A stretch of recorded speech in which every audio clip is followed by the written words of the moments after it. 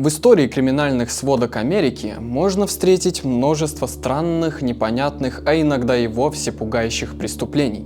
И, к сожалению, многие из них так и остались нераскрытыми. Во многом это связано с давностью совершения преступлений, когда правоохранительные органы еще не обладали всеми методами и средствами в области криминалистики и дознания. Всем привет! Сегодня мы расскажем вам об одной из самых странных, запутанных и мистических преступлений 19 века – об убийстве в доме Лиззи Борден. Этот случай привлек большое внимание со стороны общественности, не только потому, что преступление было совершено в лучших традициях Достоевского. Все дело в том, что двойное убийство так и осталось нераскрытым. Улики практически не были собраны, показания свидетелей расходились. Во время дознания и судебного процесса творилась вакханалия, а после смерти главной подозреваемой на месте убийства стали появляться привидения. Ставьте лайки, подписывайтесь на канал, а мы и начинаем. Что ж, приготовьтесь, история будет длинной. Лиззи Эндрю Борден родилась 19 июля 1860 года в небольшом городе Фолл-Ривер, штат Массачусетс. Ее отец, Эндрю Борден, был малым предпринимателем и занимался строительным бизнесом. Мать Лиззи, Сара Борден, по обычаям того времени была домохозяйкой. Также у Лиззи была старшая сестра, Эмма. Когда Лиззи было всего 2 года, ее мать умерла. Обстоятельства смерти так и остались неизвестными, и эта трагедия очень сильно повлияла на главу семейства. Эндрю глубоко переживал утрату своей любимой и очень сильно тосковал по ней. Он остался один с 2 маленькими детьми, за которыми надо было следить, а меж тем его финансовые показатели оставляли желать лучшего. Забота о дочерях и постоянное присутствие в доме напоминало вдовцу о его почившей супруге, что тяготило его. Чтобы отвлечься от этих страданий, Эндрю решил с головой уйти в работу. Дом и дети ушли на второй план. Большую часть своего времени Эндрю работал и расширял свой бизнес. Спустя год усердной работы состояние мужчины выросло, и он смог приобрести несколько текстильных предприятий в штате. Благодаря этому его активы резко начали расти, и в скором времени состояние Эндрю Борден насчитывало около $300 тысяч, что в те времена были огромной суммой денег. Если пересчитать на сегодняшний день, то $300 тысяч в 1863 году эквивалентно 9 миллионов 630 тысяч $. Но успех с одной стороны неименуемо означает проблемы в другой сфере. Эндрю очень сильно отдалился от своих дочерей. Деньги сильно повлияли на него. Имея такие богатства, он бы смог обеспечить дочерей всем, чего бы они пожелали. Но вместо этого глава семейства стал экономить на всем. В их доме не было водопровода и электричества. Он не покупал им новую одежду, и девочкам приходилось ходить в старых лохмотьях, а Лиззи донашивать старую одежду старшей сестры. Отец не баловал их ни подарками, ни игрушками, ни поездками. Он даже экономил на еде. Свои взгляды на жизнь Эндрю пытался донести до дочерей. Он учил их экономить, быть бережливыми, никогда не выражать свое недовольство на людях и во все его слушать. В общем, как бы сказали сейчас, Эндрю был абьюзером. Он воспитал дочерей в строгости, заставлял их посещать воскресную школу, и из-за чего впоследствии Лиззи очень сильно прониклась в религиозность. Спустя 3 года после смерти Сары Эндрю встретил новую любовь – Эбби Грей, на которой он вскоре и женился. Лиззи и Эмма сразу же не возлюбили свою мачеху, так как считали, что она вышла замуж за их отца, исключительно из-за его финансового состояния. Как в скором времени оказалось, неприязнь между мачехой и девочками была взаимной. Эбби не проявляла большого интереса к детям мужа и не испытывала к ним теплых чувств. В свидетельских показаниях горничной семьи Борден Бриджит Салливан указывается, что дочери редко обедали за одним столом со своими родителями и старались как можно меньше времени проводить в компании своей мачехи. Между тем, Эндрю, окрыленный вновь появившимся чувством любви, стал оказывать своей новой супруге повышенные знаки внимания. На ней он совершенно не экономил. Новые платья, украшения, подарки, даже недвижимость, и не только для нее, но и для ее родственников. Все это, скажем так, сильно удивило дочерей Эндрю, которые все детство провели в нищете, донашивая старые платья и питаясь не самой вкусной пищей. На этой почве отношения дочерей с отцом начали усугубляться. Они отдалились друг от друга еще дальше, чем после смерти Сары. Но это не повлияло на характер девочек. Лиззи росла доброй и отзывчивой.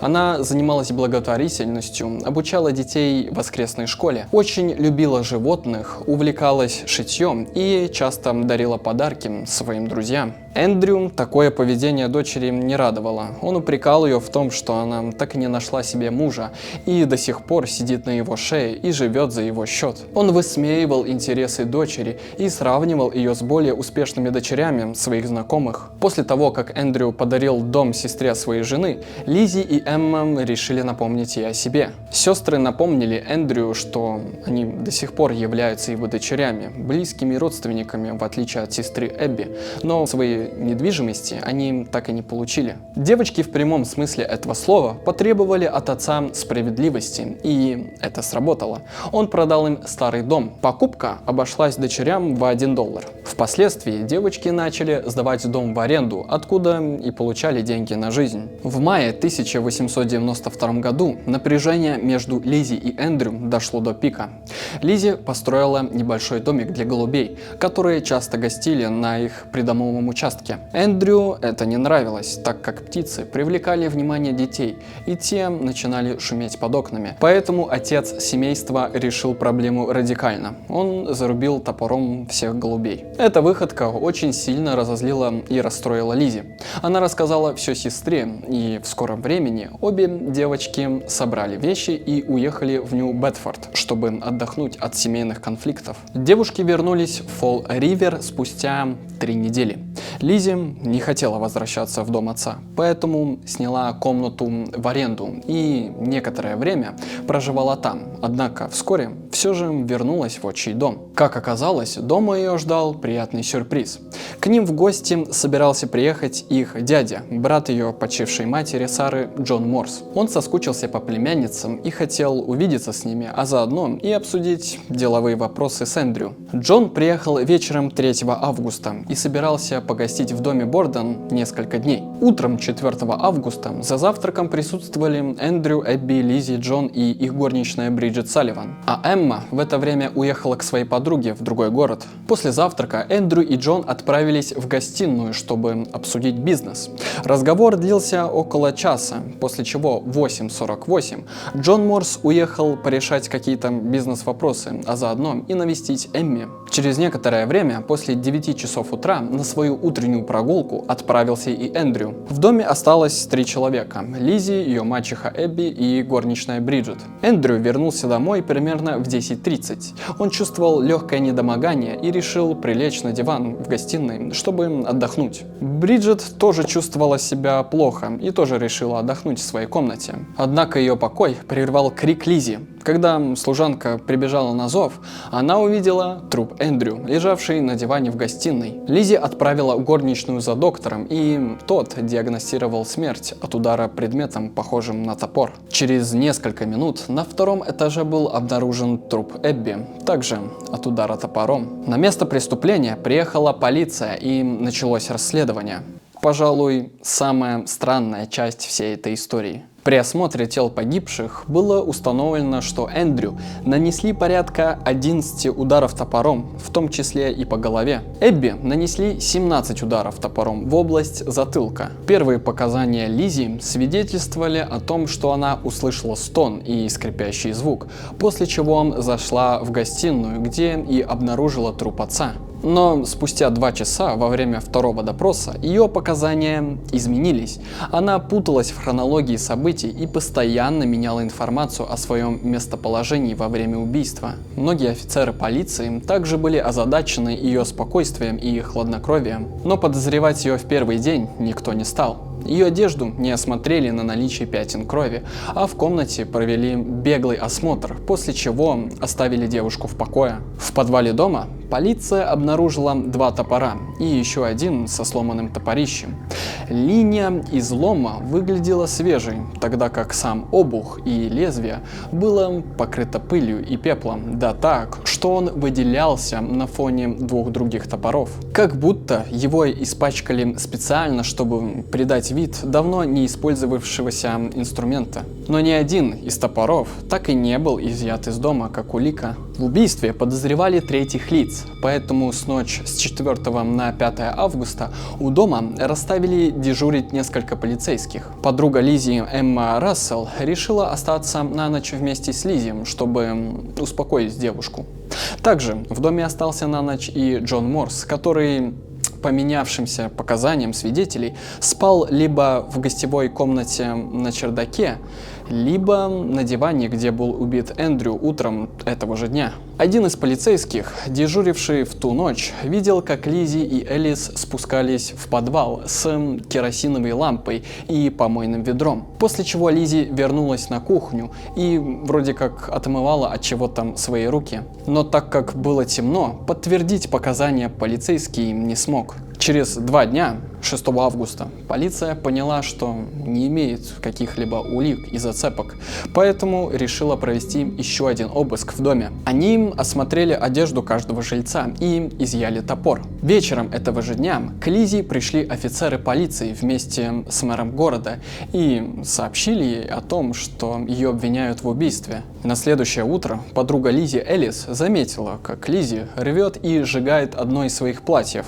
На вопрос Элис, зачем она это делает, Лиззи ответила, что испачкала платье в краске. Полиции так и не удалось установить, было ли платье на девушке в момент убийства или нет. 8 августа начались слушания по делу.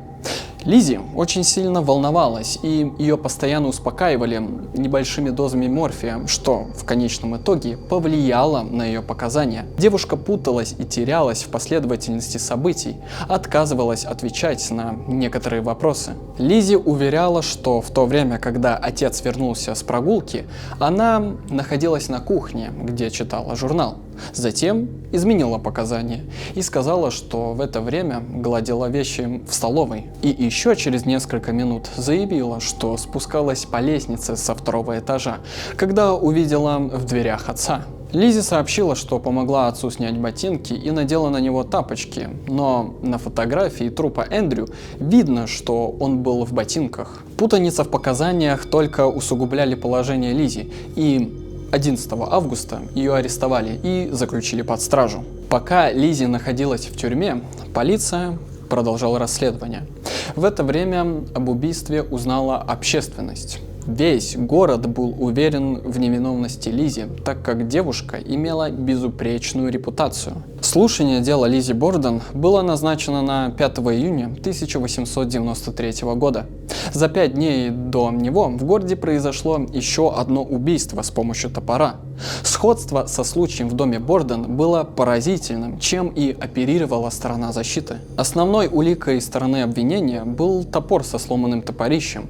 По показаниям одного из полицейских, рядом с топором была найдена и рукоять, которая через несколько дней исчезла. Другой офицер полиции опроверг это и сказал, что не видел никакой рукояти рядом с топором в день убийства. На суде Лиззи рассказала, что примерно после того, как отец отправился отдыхать, она на 20 минут ушла в сарай. Несколько свидетелей подтвердили, что Лиззи видели, как она выходила из сарая примерно в 11:03. Одним из основных факторов невиновности Лиззи послужили доводы ее адвоката Джорджа Робинсона, который по совместительству был еще и бывшим губернатором штата Массачусетс. Присяжные обсуждали обстоятельства дела на протяжении 1,5 часа и в итоге вынесли оправдательный вердикт.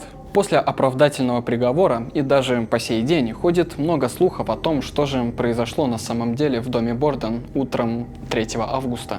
По одной из версий, оправдательный приговор был вынесен только благодаря адвокату Лиззи. Имея большие связи, он смог повлиять на ход следствия и показаниям некоторых свидетелей, а также был лично знаком с несколькими присяжными. Причинами убийства могли послужить несколько факторов.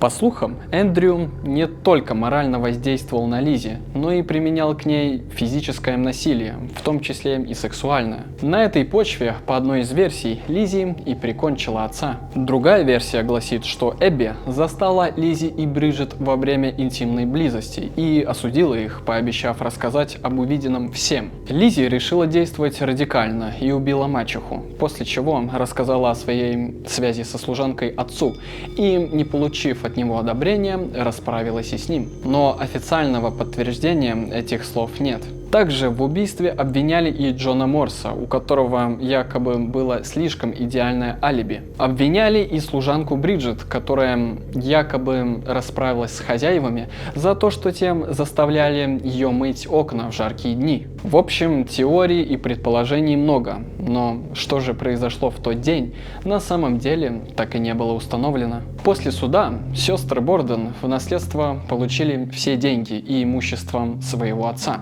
Они сразу же продали дом, в котором произошло убийство, и купили новый в этом же городе. В 1905 году сестры сильно поссорились, и Эмма съехала от Лиззи, после чего они никогда больше не виделись. Лиззи Борден умерла от пневмонии 1 июня 1927 года в Фолл-Ривер, а спустя 9 дней умерла и Эмма от хронической болезни почек. Обе сестры были похоронены на кладбище Фолл-Ривер рядом со своим отцом, матерью и мачехой. Свое состояние, а это около 250 тысяч долларов, по завещанию Лиззи распределила между своими родственниками и друзьями. 30 тысяч долларов она пожертвовала обществу по защите животных Фолл-Ривер и 500 долларов похоронной компании на пожизненный уход за могилой ее отца. Сейчас дом, в котором произошло двойное убийство, имеет статус музея и отеля. Он называется «Ночлег Лиззи Борден» и привлекает множество любителей острых ощущений. Дело в том, что, как уверяют многие люди, в доме обитают призраки. Нередко поздней ночью постояльцы слышат странные звуки, шаги, постукивания, завывания, невнятный женский голос и плач. Некоторые постояльцы уверяли, что видели, как двери сами по себе открываются и закрываются. Самым удачливым, или же наоборот неудачливым постояльцам удалось даже встретить настоящее привидение. Призрак женщины в длинном платье ходит по дому и следит за порядком, протирает пыль, поправляет подушки. Говорят, что призрак похож либо на Лиззи, либо на ее мать Сару. Также один из гостей дома уверяет, что однажды проснулся утром и увидел рядом с собой на кровати силуэт. На подушке было ярко выраженное углубление, свидетельствующее о том, что на ней кто-то лежит. Но спустя мгновение силуэт исчез. Кто знает, может быть, это реально была Лиззи. Может быть, ее до сих пор что-то связывает с этим местом. Остается только гадать, что на самом деле произошло. Можете написать, как обычно, свое мнение в комментариях. Вот такая вот история. Огромное спасибо, что досмотрели видео до конца. Обязательно подпишитесь на наши YouTube и Telegram каналы. Поставьте лайк и помните, что не все в этом мире поддается объяснению. Пока.